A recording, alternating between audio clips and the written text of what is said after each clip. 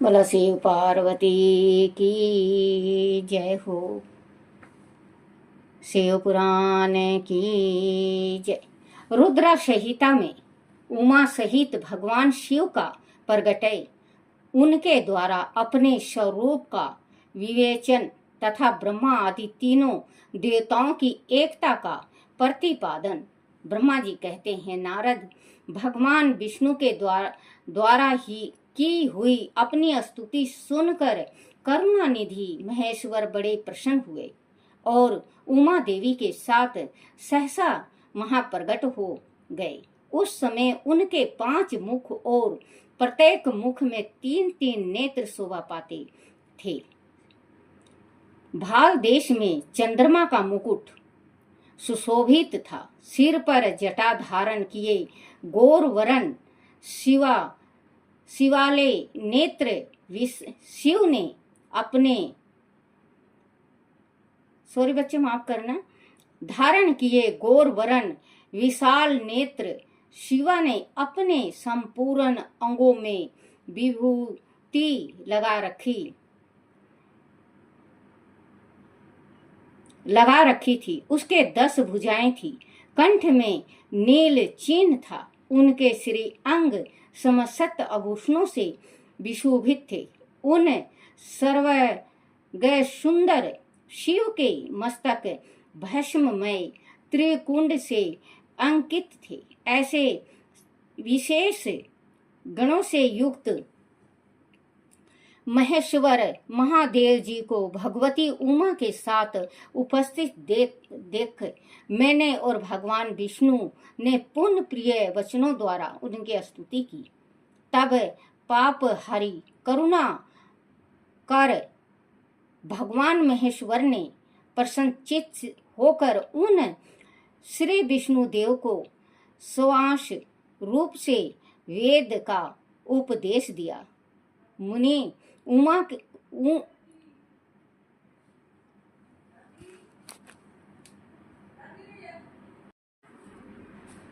श्वास रूप से वेद का उपदेश दिया। मुनि उनके बाद शिव ने परमात्मा श्री हरि को ग्रह ज्ञान प्रदान किया। फिर उन परमात्मा ने कृपा करके मुझे भी यह ज्ञान दिया। वेद का ज्ञान प्राप्त करके कृतरथ हुए भगवान विष्णु ने मेरे साथ हाथ जोड़ महेश्वर को प्रणाम करके पुनः उनसे पूजन की विधि बताने तथा शुद्ध उपदेश देने के लिए प्रार्थना की। ब्रह्मा जी कहते हैं, हे मुनि, श्री हरि की यह बात सुनकर अत्यंत प्रसन्न हुए। कृपा निधि भगवान शिव ने प्रीति पूर्वक यह बात कही। श्री शिव बोले, सूर्य श्रेष्ठ गण, मैं तुम दोनों की भक्ति से निश्चय ही बहुत प्रसन्न हूँ। तुम लोग मुझे महादेव की ओर देखो। इस समय तुम्हारे मेरा स्वरूप जैसा दिखाई देता है वैसा ही रूप का प्रयत्न पूर्वक पूजन चिंतन करना चाहिए। तुम दोनों महाबली हो और मेरी स्वरूप भूता प्रकृति से प्रकट हुए हो। मुझे सर्वेश्वर के दाएं बाएं अंगों से तुम्हारा आविर्भाव हुआ है। यह लोक पितामह ब्रह्मा मेरे दाहिने परश से उत्पन्न हुए हैं और तुम विष्णु मुझ परमात्मा के वाम पास रहो से प्रकट हुए हो। मैं तुम दोनों पर भली भांति प्रसन्न हूँ और तुम्हें मनोमंचित वर देता हूँ। मेरी आज्ञा से तुम दोनों की मुझ में ढूंढता भक्ति हो। ब्राह्मण तुम मेरी आज्ञा का पालन करते हुए जगत की सृष्टि करो और वत्स विष्णु तुम इस चराचर जगत का पालन करते रहो। हम दोनों से ऐसा कहकर भगवान शंकर ने हमें पूजा की उत्तम विधि प्रदान की, जिसके अनुसार पूजित होने पर वह पूजन को अनेक प्रकार के फल देते हैं। शंभु की उपयुक्त बात सुनकर मेरे सहित श्री हरि ने महेश्वर को हाथ जोड़कर प्रणाम करके कहा। भगवान विष्णु बोले, प्रभु आदि हमारे प्रति आपके हृदय में प्रीति उत्पन्न हुए हैं और आदि आप हमें वर देना आवश्यक समझते हैं, तो हम यही वर मांगते हैं कि आप में हम दोनों की सदा अनक्त यम अविचल भक्ति बनी रहे। ब्रह्मा जी कहते हैं, मुनि श्री हरि की यह बात सुनकर भगवान हर ने पूर्ण मस्तक झुकाकर प्रणाम करके हाथ जोड़ खड़े हुए। उन नारायण देव से स्वयं कहा। श्री महेश्वर बोले, मैं सृष्टि पालन और संहार करता हूँ, सगुण और निर्गुण हूँ तथा सच्चिदानंद स्वरूप निर्विकार परम ब्रह्मा परमात्मा हूँ। विष्णु सृष्टि रक्षा और प्रलय रूप गुणों अथवा कार्यों के भेद से मैं ही ब्रह्मा विष्णु और रुद्र नाम धारण करके 3 स्वरूप में विभक्त हुआ हूँ। हरे वास्तव में सदा निष्कल हूँ। विष्णु तुमने और ब्रह्मा ने मेरे अवतार के निमित्त जो स्तुति की है, तुम्हारी उस प्रार्थना को मैं अवश्य सच्ची करूंगा, क्योंकि मैं भक्त उत्सल हूँ। ब्राह्मण मेरा ऐसा ही परम उत्कृष्ट रूप तुम्हारे शरीर से इस लोक में प्रकट होगा, जो नाम से रुद्र कहलाएगा। मेरे अंश से प्रकट हुए रुद्र की समय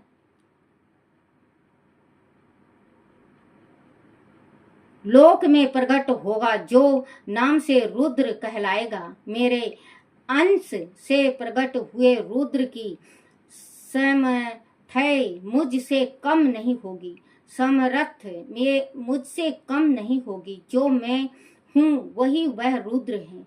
पूजा की विधि विधान की दृष्टि से भी मुझ में और उसमें कोई अंतर नहीं है। जैसे ज्योति का जल आदि के साथ संपर्क होने पर भी उसमें सपरस दोष नहीं लगता, उसी प्रकार मुझ निर्गुण परमात्मा को भी किसी के संयोग से बंधन नहीं प्राप्त होता। वह मेरा शिव रूप है। जब रुद्र प्रकट होंगे तब वह भी शिव के ही तुलन होंगे। मन महामुनि उनमें और शिव में परायेपन का भेद नहीं करना चाहिए। वास्तव में एक ही रूप सब जगत में व्यवहार निवहार के लिए 2 रूपों में विभक्त हो गया है। अंत शिव और रुद्र में कभी भेद बुद्धि नहीं करनी चाहिए। वास्तव में सारा दृश्य ही मेरे विचार से शिव रूप है। मैं तुम ब्रह्मा तथा यह जो रुद्र प्रकट होंगे वह सब के सब एक रूप हैं। इनमें भेद नहीं है। भेद मानने पर अवश्य ही बंधन होगा, तथापि मेरा शिव रूप ही सनातन है।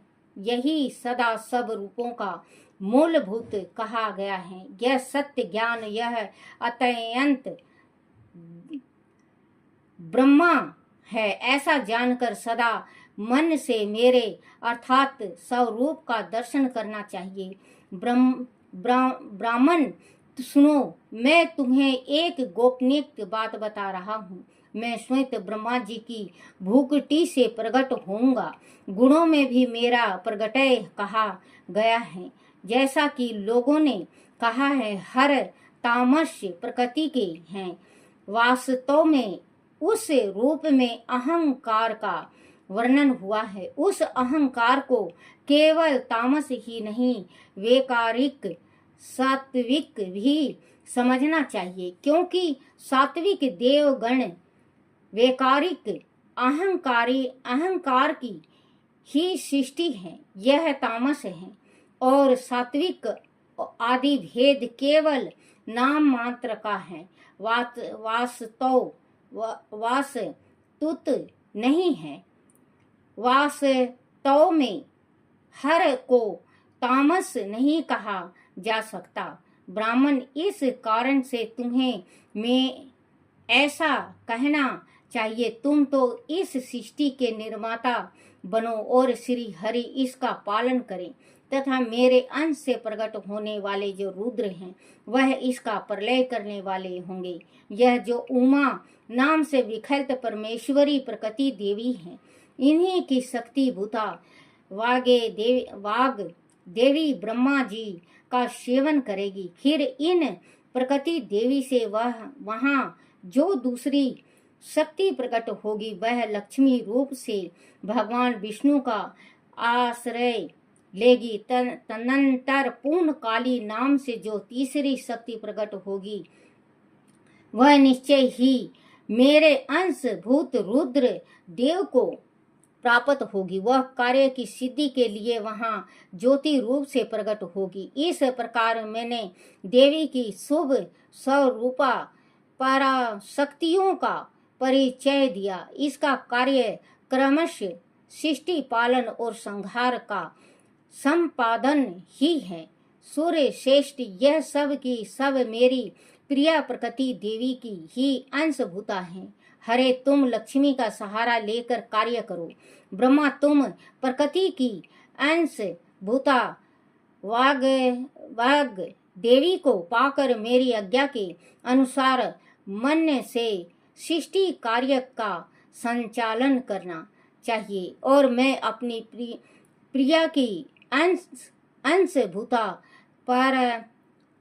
परतप काली का आश्रय ले रुद्र रूप से प्रलय संबंधी उत्पन्न कार्य करूंगा। तुम सब लोग अवश्य ही संपूर्ण आश्रय तथा उनसे भिन्न अन्य विविध कार्यों द्वारा चारों वर्णों से भरे हुए लोकों की सृष्टि एवं रक्षा आदि करके सुख पाओगे। हरे, तुम ज्ञान विज्ञान से संपन्न तथा संपूर्ण लोकों के हितैषी हो। अंत अब मेरी आज्ञा पाकर जगत में सब लोगों के लिए मुक्तिदाता बनो। मेरा दर्शन होने पर जो फल प्राप्त होता है वही तुम्हारा दर्शन होने पर भी होगा। मेरी यह बात सत्य है, सत्य है, सत्य है, इसमें संशय के लिए बच्चों देखो, ये शिव पुराण में भी भगवान शिव ने ये कहा है कि जो विष्णु भगवान का जो मेरा पूजन करता है और विष्णु भगवान से द्रोह करता है वो नरक के कुंड में गिर जाता है। तो भगवान का जो शिव का पूजन करता है, शिव का दर्शन ना हो और विष्णु का हो जाते, ये समझ लेना चाहिए कि विष्णु भगवान का ही शिव का दर्शन हो गया। शिव के साथ विष्णु, विष्णु के साथ शिव हितैषी हो। अंत अब मेरी आज्ञा पाकर जगत में सब लोगों के लिए मुक्तिदाता बनो। मेरा दर्शन होने पर जो फल प्राप्त होता है, सुनना बच्चों, मेरा दर्शन होने पर जो शिव जी कह रहे हैं कि मेरा दर्शन होने पर जो फल प्राप्त होता है वही तुम्हारा दर्शन होने पर भी होगा। मेरी यह बात सत्य है, सत्य है और सत्य है, इसमें संशय के लिए स्थान नहीं है। मेरे हृदय में विष्णु है और विष्णु के हृदय में मैं हूँ। भोलेनाथ कह रहे हैं कि मेरे हृदय में विष्णु है और विष्णु भगवान के हृदय में भोलेनाथ हैं। बोलो शिव पार्वती की जय।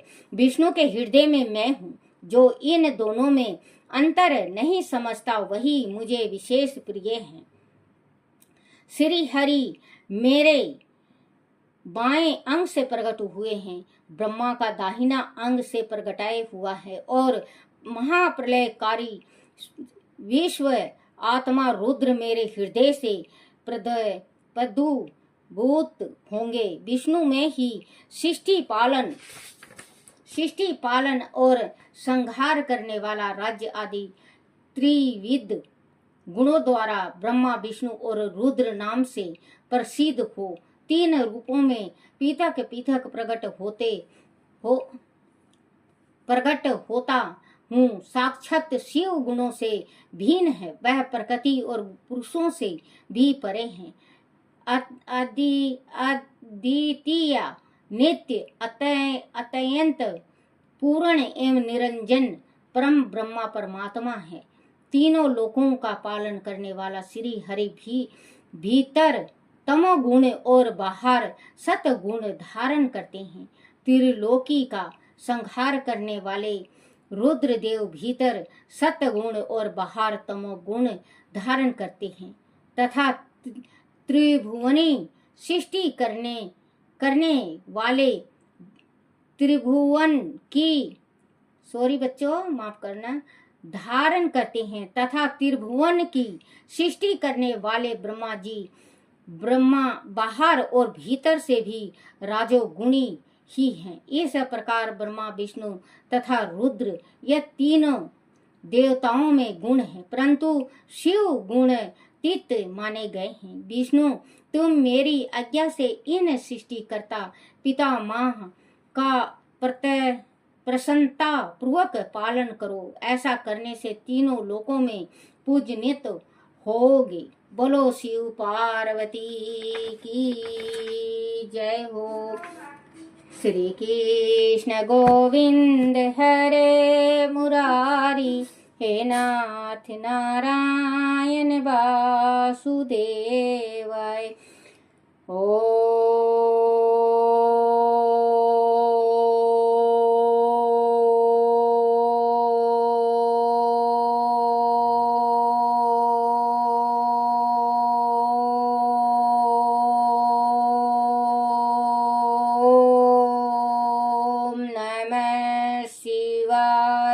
बोलो शिव पार्वती की जय हो।